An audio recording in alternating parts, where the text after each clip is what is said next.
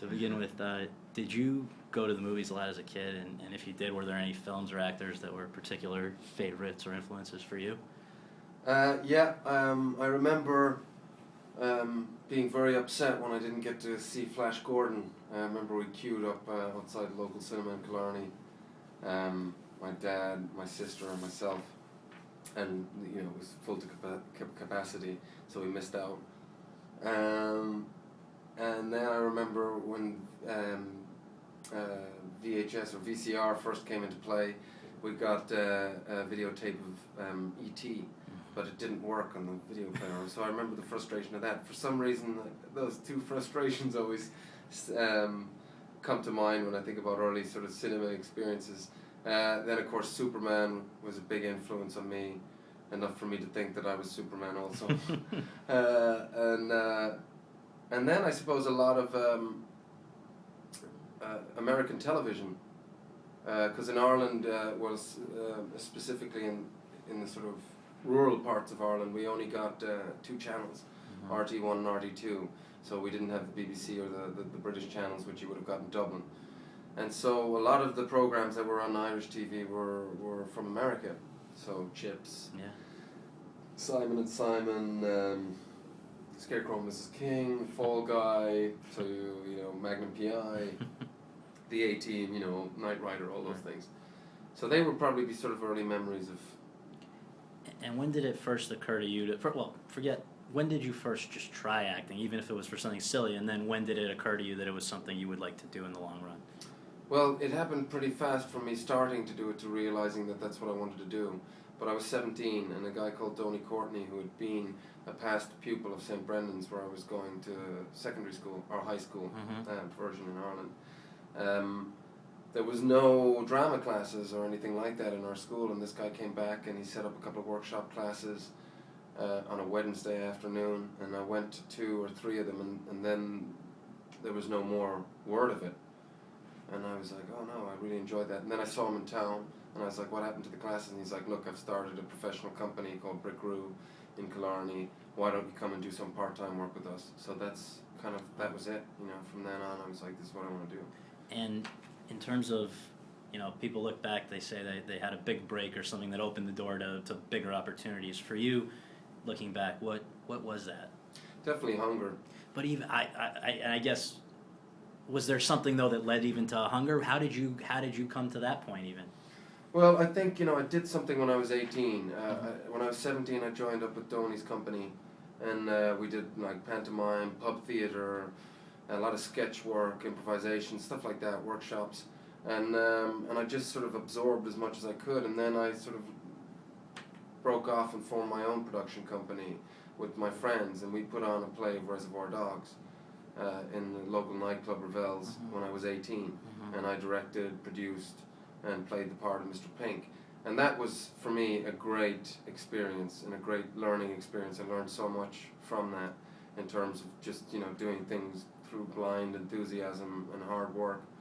And I think that gave me a confidence in myself, and from then on went to study in Cork. From Cork I went to London, studied there for just under 3 years, and then left and started seeking professional employment from then on. Was that did you go to Los Angeles? I did after, my first television job was Band of Brothers, and it was an incredible break, an incredible thing to witness and be part of, and such good guys as well. Most of us really stay in touch up to this point now. That was over 10 years ago.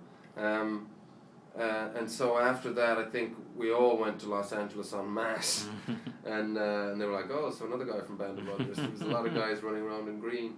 And that was quite sort of overwhelming for me then, I would say, and I was about sort of 24 at that point, I think. And so I didn't really get any work from that sort of 3 months that I went over and just sort of did some meetings and stuff like that. And then I sort of came back to London. I decided then that I wouldn't go back to Los Angeles until I had something really in my back pocket, Where had you been cast for Band of Brothers out of? Was that... That was out of London. Oh, really? Yeah. Okay. Because we filmed most of it in Hatfield, where a lot of Private Ryan was filmed, and so I believe when you do that, you have to hire local crew as well as sort of American crew. I had read in another interview that when you were cast for Band of Brothers, you had also auditioned for another part that didn't pan out, and I'm just curious for trivia people, what was that? That was Pearl Harbor. And which part? It was for Ben Affleck's part, funny enough, which obviously was never on the cards for me. But Disney were really sweet, actually. After I did the audition, they sent me a letter, saying that they very much, enjoyed the audition and what I did. And obviously, unfortunately, it wasn't going to work out this time. But I thought that was really nice of them. They didn't have to do that. You get a lot of I got a lot of sort of rejection. It's not very often you get a nice little sort of follow-up letter, so that was nice. What I think anyone who has sort of been following the film scene for the last few years, everybody knows about Hunger. It was it came out of nowhere and just blew everybody away. And I think the question that occurred to me was, for a role that required such a total commitment, what gave you so much faith in a guy who had never made a feature before, to work with, to trust, to put that kind of work into a film with Steve McQueen, who obviously you have good taste because it's all turned out well, but at the beginning nobody knew what, nobody could have known. Yeah, well, full credit to Gary Davey, the casting director in London. He was like, look, Mike, you've got to get together and meet this guy. And he was like, I see you in the role, you've got to do this part. You've got to meet Steve. And I was like, yeah, of course. So I went in and I met him, and I just thought, this guy is different, and this guy has got such sort of empathy and honesty about himself and the world that he sees around him. And I asked him, I said, why are you making a film about Bobby Sands? And it was his choice to do that. Jan Younghusband had said to him, would you like to do something, part of sort of Film 4? And I think she went to Film 4, but she was the initial person that approached him. And he's like, I'd like to make a film about Bobby Sands. So I was like, why do you want to make a film about Bobby Sands, And he said, well, I always remember watching the news and seeing this man's picture on the screen. He was a young boy then, and each day there was a new number under his face. He was wondering what was going on. It was sort of an intriguing thing. His parents were religiously watched the news at 6 o'clock every night. And then you had the Brixton riots were happening in 81 at the same time. And then Tottenham Hotspur won the FA Cup. So I was like, there are three good answers, and sort of original, and there's a simplicity to them that I thought quite disarming. And so I just knew that I was going to learn something from working with this guy. So that was it. After the first meeting, I was like, okay, I've got a gun for this. Then he called me back in, and I did the audition, prepared as much of that middle section with the priest, that's scene, and I did a section of that for him, and that was it. Wow. And it's probably the question you've had to answer the most, but for the record, can you describe what you went through for that part? I think it shows the kind of work that you'll do. It was funny because we started off with all the stuff where I was at normal weight, and I just knew that we'd done something pretty special with that. The main crux of that piece for me, and what was very sort of essential to get right, was the part with the priest, the scene with Liam Cunningham.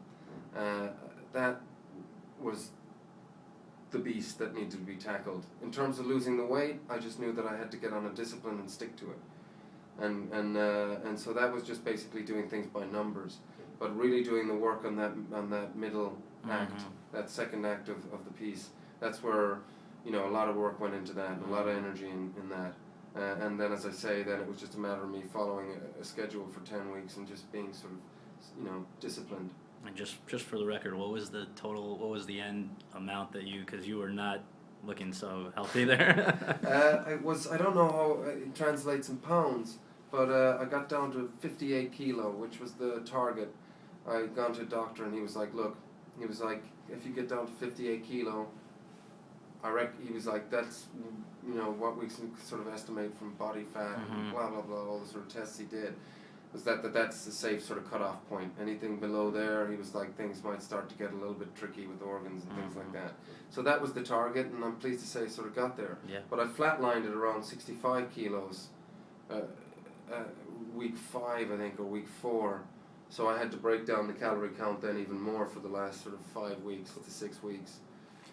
When you now see what, with the benefit of hindsight, what did Hunger, when it was finished and people began to see it and take it in, how did it change things for you in terms of your career? Very simply, I mean, it was like you said, it was a filmmaker's film, so a lot of great filmmakers watched it, and it came at a time where the recession was right around the corner. This business was going to get affected like any other business. Less roles for less actors, certainly unknowns. It was going to be much more difficult for somebody to give you a break, give you a chance, and so came just really at the right time. And so then it allowed me to sort of work with such a host of fantastic directors, because even if maybe not a masses amounts of the public got to see it, definitely people that were interested in film did. And so the journey kind of started from there, really. And the involvement with Tarantino, was that something that came directly out of that, would you say? I know that was down to full credit and lots of love to him. Michael Cooper, my agent in America, really fought for that, and I think pestered Tarantino to the point where Tarantino was like, okay, just tell him to get on a flight, okay, and just come to Berlin and we'll see him. So I got in a plane, went out there. That was already a very special sort of experience for me, having said that I did Reservoir Dogs right at the beginning when I wanted to start off. That was a film that affected me so much. He is a director that obviously has formulated his own genre of filmmaking. He's amazing. So to be actually auditioning with him, and he plays all the other parts, that was pretty surreal. And then to get offered the part, then I was jumping around for quite a while. So I don't know, had he seen Hunger, or whether Cooper had sort of pushed him to watch Hunger and sent him Hunger, but he was aware of it, I know that much. And I imagine that totally exponentially increased your name recognition, familiarity in the industry. Is that fair to say? Totally, yeah. And obviously, Tarantino is a name that everybody associates with Quentin. Right. It's right. His fan base is a very loyal one throughout the world, and very passionate, and a lot of the times very knowledgeable film people. So yeah, that kind of did, people started to sort of recognize me, I suppose, for the first time because of that. And how did you, and it's only increasing as time goes by, but how do you handle that? Is that something that some people find it just absolutely unbearable and jarring? Some people kind of feel it's, better than worse. What's your take on the whole idea of fame? Listen, I don't have to really experience it that much. Most of the times, I went home back down to London, my neighborhood, I just walk around and do my thing. I passed one guy and he goes, and I was like, and that's, it's like, that's cool. It's like a little exchange, right. And, things like that are fun. And, listen, how can I complain the position that I'm in, to be honest? I mean, I do like to sort of live my life fairly, low-key and do my thing. Just because I think, it's a distraction from my job if people know too much about me or become too much interested in me. And then how can I ask them to go on a journey with the character and sort of disappear into that world? So that's the sort of danger, I think, With our remaining time, I just want to touch on each of the 3 great movies that you were part of this year, and I guess 2 of which the general public still has not seen, but will eventually. The first one, though, why risk it seems like it would be dangerous territory for an actor to get involved with such a familiar character, that's been done many times before by many great actors as Rochester in Jane Eyre. What motivated you to take that on? Just because of all those things, I like the fear element of it. I like pushing myself, taking risks. I thought the combination was an interesting one. I'd seen Sin Hombre. It was one of my favorite films of that year. I thought, this guy, Carey's got a really interesting and beautiful eye. He really knows where to put the camera and how to frame things and tell a story visually. and I was interested to see what he would do with this British sort of stalwart, piece, this British classic that has been done, as you say, I think 27 times. I don't know. And then Mia, I saw her in treatment. Sorry, and she just. I was like, wow, who's this girl? And look at her choices were so original and mature and interesting. And so I just thought this is a really good, interesting mix of people. Let's see what happens. And then of course, on the top of that, you get actors like Jamie Bell, who I thought did a fantastic job with St. John and took him to a place, that again people hadn't done before. There's a darker element to him. In many respects, well, I think for sure he's way more messed up than Rochester, and that's saying something. And then Judi Dench, of course, who's like acting royalty of a generation that I think will never be surpassed. Real sort of masters of the craft, her generation. It's and she's just a wonderful person, and just still has these eyes like she's 16 years old. It's amazing. So chronologically, which was next for you, Shame or A Dangerous Method, in terms of making it? Okay, so it went Haywire, Jane Eyre, and then Dangerous Method, and then X-Men, and then Shame. Wow. Yeah. Wow. That's right. I should have said 4 earlier because X-Men as well, but... Well, maybe you didn't like it. No. But with Dangerous Method, I was there, I guess it was Telluride the first time it was shown, and, because it was in Venice first, and then it came to Telluride, and just obvious question, how did it come about? You get a phone call out of the blue from David Cronenberg, or is it just, what's the origin of that? I would imagine that's a weird call to get. You think you're in one of his films all of a sudden. You're like, yes, this is he. It's he's that's exactly what happened. He sort of asked would I be interested to sort of sit down and have some lunch. That they had this sort of script that he was interested in sort of making a film out of. That was originally a film, but then sort of actually became a play in reality, and he wanted to make a film of it. The Christopher Hampton script, dealing with Freud and Jung and this sort of mutual patient that they had. And just sitting down with him, he's I don't know if you've talked with him yet, but you probably have done in the past, and just a hyper-intelligent man. And once again, it was like just to be in that company and to learn as much as I can of that time period that we were allowed to work together was just something that definitely wouldn't turn down or miss the opportunity to be part of. And then of course the introduction then of Kira and Vigo, Vincent. I'm a fan of all these guys. They're top, people at the top of their game. They come to work ready to go to work, and also have a great sense of humor, and don't bring their process into your process. It's just like, okay, let's go to work, let's do this. And it was a really enjoyable experience, I have to say, as much as sort of an educational one. And for people who see that and think that raises interesting sexual questions, then comes Shame. And I have to say... Tune in, right. You haven't seen anything yet. You haven't seen nothing yet. Again, was this something that you'd been hearing about from Steve McQueen forever, or was it something that just kind of came out of the blue from him? No, he told me about the idea in 2008. We were actually having a dinner in the House of Parliament. Wow. In England. They were sort of throwing a dinner in celebration of Film Forum, their contribution to British film. And he told me after the dinner, he was like, I've got this idea, and he sort of whispered into my ear, he's like, don't tell anyone. And what was your reaction? I was like, let's do it. Really? And I was, the thing is, I said to him, obviously at the end of Hunger, and it was like, please, if you want to do this again, I would love to do this again. And thankfully he felt the same way. And, he's just a great guy, and we become really close, sort of on and off set. And so, we have a very quick way of working, a very good shorthand, and we're on the same wavelength, and it's fun. And then Sean Bobbitt as well behind the camera, Joe Wright, who's sort of, in there, not Joe Wright, I've got it wrong. Joe, the editor, second name slips my No mind. problem. We'll cut it. You know, these are the same team Yeah. that were in place for Hunger, and it was just like we sort of picked up where we left off.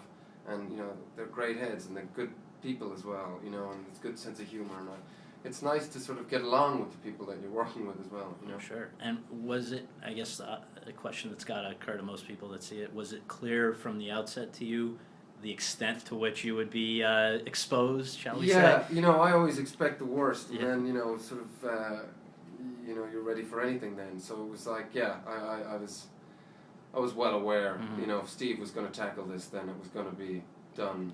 Gritty, honest. Yeah, pretty honest, Yeah. and you know, with no safety nets.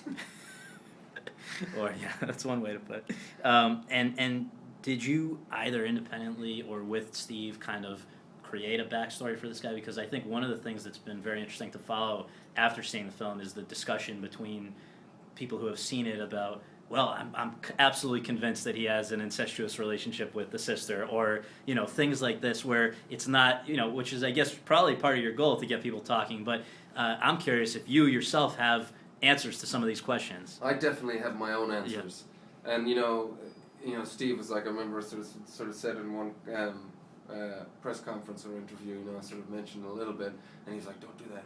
He was like, you know, that's for you. He was like, and he's right. It's up to everybody to fill in those blanks. That's the great thing. You know, it's not everything is spelt out. That's life. You know, it's not that, you know, representation of life is always interesting. No, it's not. But just the right elements are given without sort of dwelling on anything or sort of overindulging in these things or using them as sort of lazy outs or sort of convenient outs. So I definitely, whenever I sort of approach a character, if it's fictional, I will go away and write my own autobiography. You know, what do the parents do for a living is always an important one. What was he like at school? Was he an academic student, or was he a sporty student? Was he a loner? Was he a more sort of popular character? You know, all these things. What does the character like to eat? What's his favorite dish? What does he like to drink? Those sort of things, just to flesh it all out and sort of have a real confidence about who you are and where you're coming from, what you're trying to get to, you know. And I guess a last obvious question pertaining to that one is, you had to know, you and Steve, when you're making it, that based on the kind of way that you were approaching it, it's going to be hard to get it into theaters before large audiences. I guess the same thing might have been true of, you would have to say, of Hunger as well, and it did get... the mission was accomplished, it was seen, but is that a concern that, you know, how do you get it to a wide audience? And then also, what do you hope that the audience who does see it takes away from it? It's, you know, is there not a message, but a point that you want them to leave with? Me personally, not. I think that it's just, we felt like this was something that was relevant, and it felt like we thought it was important. You know, that we were that there was an observation here of the sort of the lifestyle that we sort of lead, and the sort of world that we're occupying at the moment, where there's so much information, so much available, so much being sold to us all the time. And how does that manifest itself? You know, whether that means it comes out in an unhealthy relationship with food, gambling, drink, drugs, or sex. And for sure, I don't have any points to make. I don't know the answers, that's for damn sure as well. I mean, the important thing for me is to pose the questions, to provoke thought, to get people to sort of maybe reflect on themselves or see themselves on the screen. I tried to sort of, that's why for me, you know, when I was sort of tackling Brandon and trying to sort of bring this character to life, I tried to keep it as close to me as possible. So it could be any guy in the street, that I wasn't sort of hiding behind anything or taking, again, a sort of an exit of some sort, or a convenient out. And so that it's just, what do we do? Why do we behave like this? Why do we treat ourselves in certain ways and others, and our relationship with ourselves and others, and how we're trying to sort of, you know, figure everything out, why we're here, what are we doing, you know, and what's the point? And this you know, this unfortunate character who's trying to find intimacies, and intimacy, he's trying to find intimacy, he's trying to find a connection, and yet he's terrified of that intimacy, and so it's an ongoing battle, you know, with the guys. It's not that he's unaware he's aware that he's suffering from this illness, and he's trying to sort of deal with it. Well, thank you very much. I really appreciate it.